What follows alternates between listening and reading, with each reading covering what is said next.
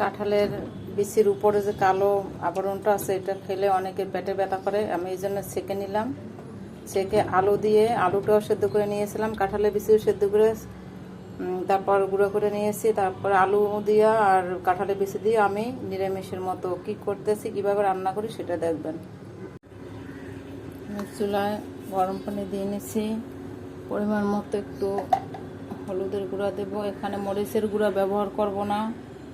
আপনারা দেখেন কি মরিচ দেই আমি এটা। এই যে পরিমাণ মতো একটু।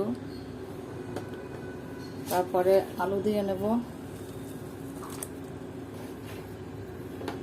তারপরে দিব যে কাঁঠালের বিচি বলেছিলাম ছেঁকে নিয়েছি, এটা দিলাম। রান্না করে নেব। লবণ, হলুদ আর একটু রসুন কুচি দেব।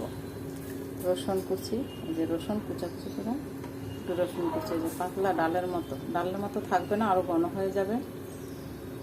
আগে দিয়ে নেব। ডালটা কেমন হয়েছে দেখেন, কালারটা অনেক ঘন হয়ে যাবে যদি, এই জন্য একটু পাতলা বাগার দিতেছি। রান্নাটা কমপ্লিট হয়েছে, পেস্টটা আর বেশি করবো না। এখন আমি ডালের ভিতরে ঢেলে দেবো।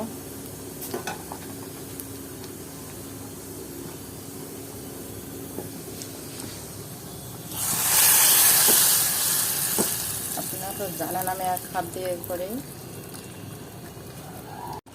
দেখেন ব্যাস, আমার রান্নাটা কমপ্লিট।